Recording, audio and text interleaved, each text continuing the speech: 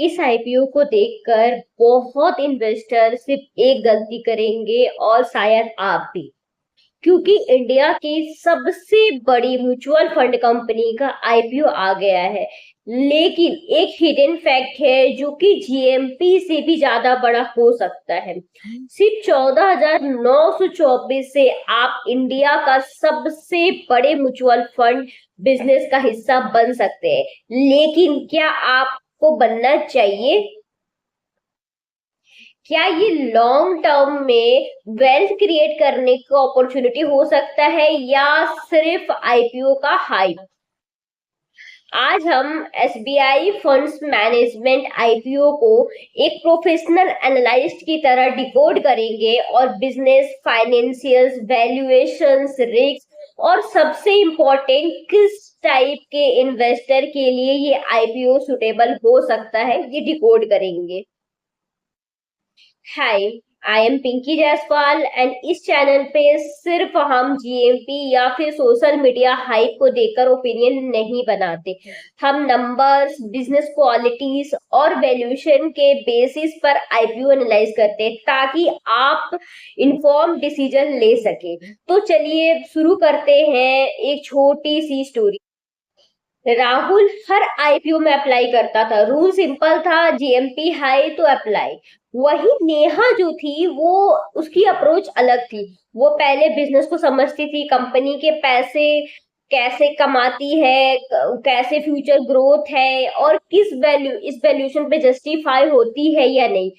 एक साल बाद राहुल के पास कुछ लिस्टिंग्स गेन है, लेकिन नेहा के पोर्टफोलियो में क्वालिटी बिजनेस में जो धीरे धीरे कंपाउंड कर रहे हैं।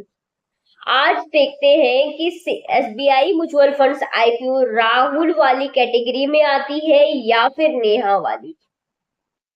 वीडियो को आगे बढ़ाने से पहले एक चैलेंज है, कमेंट में बिना वीडियो स्किप किए गेस कीजिए कि एसबीआई म्यूचुअल फंड जो है मैनेजमेंट आईपीओ का जो सबसे बड़ा पॉजिटिव क्या हो सकता है।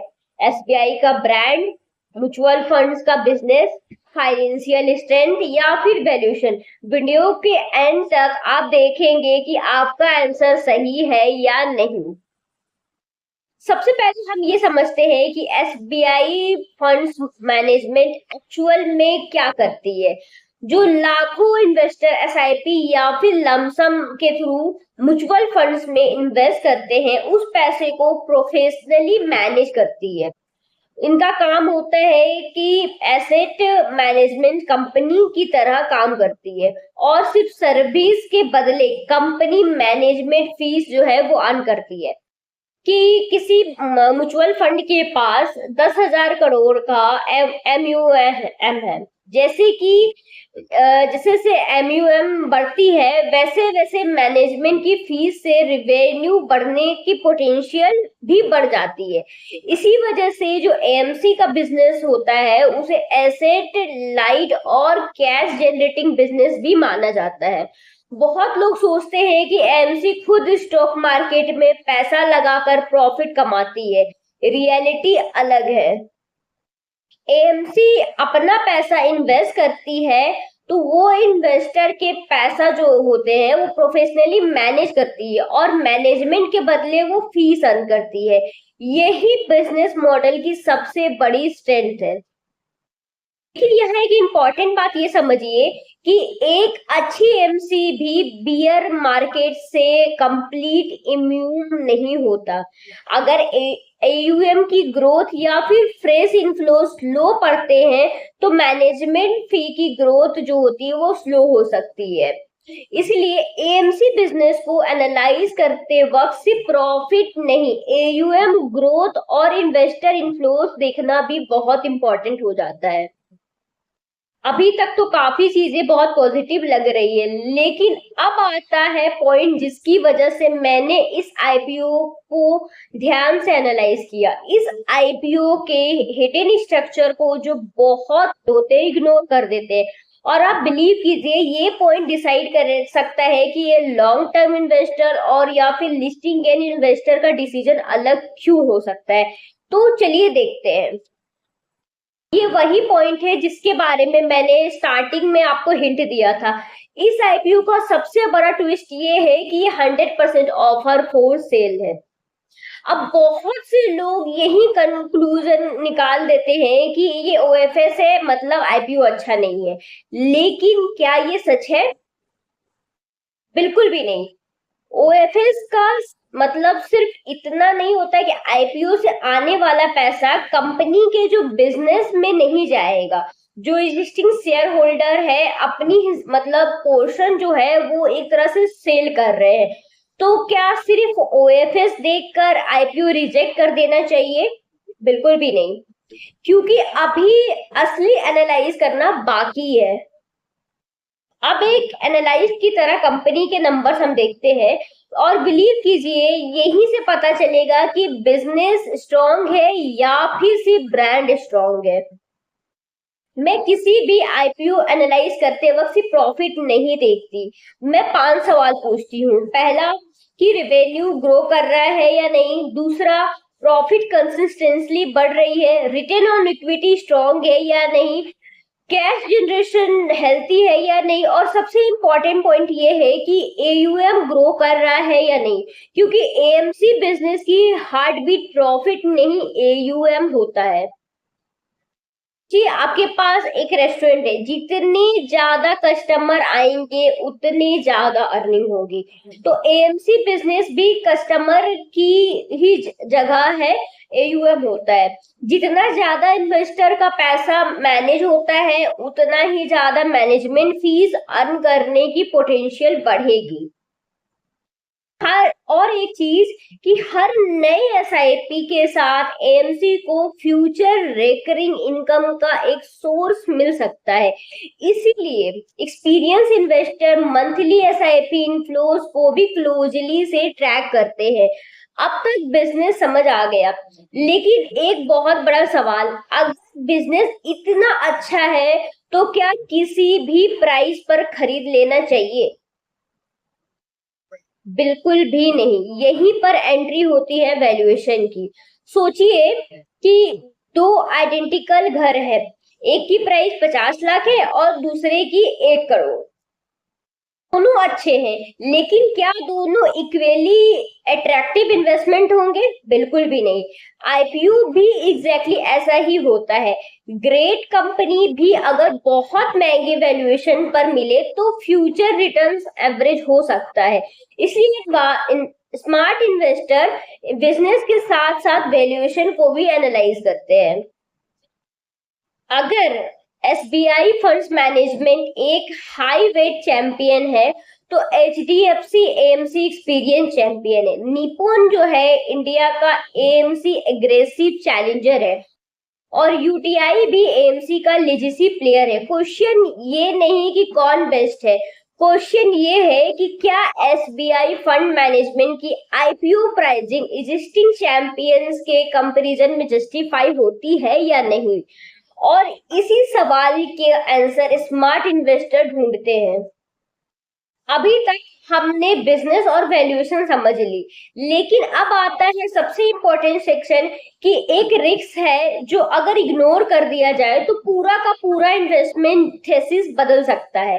और इसी वजह से लॉन्ग टर्म इन्वेस्टर्स और लिस्टिंग गेन इन्वेस्टर्स का डिसीजन भी कंप्लीटली चेंज हो सकता है।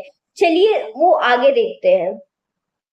तो स्टोरी जो है स्ट्रॉन्ग लग रही है, लेकिन स्मार्ट इन्वेस्टर सिर्फ अपॉर्चुनिटी नहीं देखते, रिस्क भी पहले देखते हैं। और एसबीआई फंड्स मैनेजमेंट के साथ सबसे पहला रिस्क ये है कि मार्केट साइकिल। एक अच्छी एएमसी बियर मार्केट से कंप्लीटली इम्यून नहीं होती है।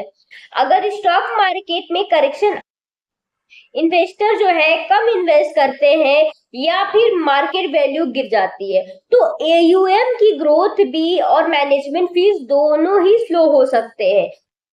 यानी प्रॉब्लम बिजनेस में नहीं मार्केट साइकिल में होती है। म्यूचुअल फंड इंडस्ट्री में एसबीआई ही नहीं बल्कि हर एएमसी नए नए फंड्स लॉन्च करते रहती है, डिजिटल प्लेटफॉर्म से नए इन्वेस्टर अट्रैक्ट कर रही है और मार्केट शेयर के लिए compete कर रही है। लीडर बनना मुश्किल नहीं होता है, लेकिन लीडर बने रहना उससे भी ज्यादा मुश्किल होता है। एएमसी इंडस्ट्री जो होती है वो रेगुलर, अगर फ्यूचर में एक्सपेंस रेशियो या फिर किसी भी रूल का बदलाव होता है तो प्रोबेबिलिटी पर इम्पैक्ट आ सकता है। लेकिन अभी सबसे ज्यादा मिथ ये है कि, और इसी मिथ की वजह से आईपीओ में हजारों इन्वेस्टर गलत डिसीजन लेते हैं। अगर आप YouTube या फिर टेलीग्राम चैनल देखते होंगे तो शायद सबसे पहले आप जीएमपी ही देखते होंगे। अगर जीएमपी ही सब कुछ होता तो क्या हर जीएमपी लिस्टिंग गेन के बाद भी मल्टी बैगर बनता? आंसर है नहीं। सिर्फ GMP short term market sentiment बनाता है, लेकिन बिजनेस क्वालिटीज, वैल्यूएशन और फ्यूचर ग्रोथ ही लॉन्ग टर्म वेल्थ क्रिएट करता है। देखा है कि ऐसे बहुत सारे आईपीओस है जिनका प्रॉफिट बहुत स्ट्रांग था, लेकिन लिस्टिंग के बाद जो परफॉर्मेंस थी वो बहुत वीक थी, और कुछ आईपीओस लो जीएमपी के बावजूद मार्केट में अच्छा परफॉर्म किए। इसलिए जीएमपी को देखकर समझ लेना और डिसीजन लेना गलत हो सकता है। तो सबसे इम्पोर्टेंट सवाल ये है कि ये आईपीओ किस इन्वेस्टर के लिए सुटेबल हो सकता है, लिस्टिंग गेन फोकस या फिर लॉन्ग टर्म इन्वेस्टर या फिर न्यू इन्वेस्टर। अगर आपका ऑब्जेक्टिव सिर्फ लिस्टिंग गेन है तो सिर्फ जीएमपी नहीं, सब्सक्रिप्शन डेटा, वैल्यूएशन और मार्केट सेंटिमेंट को भी साथ में इवेल्युएट कर लीजिए। अगर आप लॉन्ग टर्म इन्वेस्टर हैं तो आप बिजनेस क्वालिटीज और लॉन्ग टर्म इन्वेस्टिंग पर फोकस करते हैं तो एयूएम ग्रोथ, प्रोबेबिलिटी, कॉम्पिटिटिव, ये सारा पोजीशन को देख लेना और वैल्यूएशन को समझना बहुत ज्यादा जरूरी होता है। अगर आप न्यू इन्वेस्टर में और अगर आप सिर्फ आईपीओ इन्वेस्टिंग के लिए आए हैं तो फिर किसी भी आईपीओ में सिर्फ सोशल मीडिया टाइप देखकर अप्लाई कर देना बिल्कुल भी सही नहीं है। पहले बिजनेस को समझिए तब अप्लाई करिए। वीडियो की शुरुआत में मैंने आपसे कहा था कि सिर्फ एक हिडन फैक्ट जीएमपी से ज्यादा इंपॉर्टेंट है, तो अब आपको ये समझ आ गए होंगे वो हिडन फैक्ट जो ओएफएस या फिर जीएमपी नहीं था।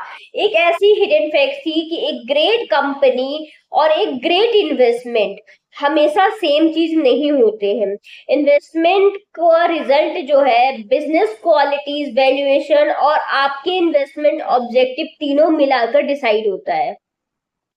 अब आपकी बारी है, कमेंट में सिर्फ एक वर्ड लिखिए, ब्रांड, वैल्यूएशन या फिर ओएफएस। आपके हिसाब से एसबीआई फंड्स मैनेजमेंट आईपीओ का सबसे अच्छा डिसाइडिंग फैक्टर क्या है? और अगर आप चाहते हैं कि हर आईपीओ का लेवल का डीप एनालाइज मिले तो विदाउट हाइप, तो सिर्फ रिसर्च और चैनल को सब्सक्राइब कीजिए। मैं हूँ पिंकी जायसवाल, मिलते हैं अगले वीडियो में। तब तक के लिए इन्फॉर्म्ड रहिए, डिसिप्लिन इन्वेस्टिंग कीजिए और सिर्फ हेडलाइंस नहीं, नंबर्स को भी समझिए। हम मिलते हैं नेक्स्ट वीडियो में।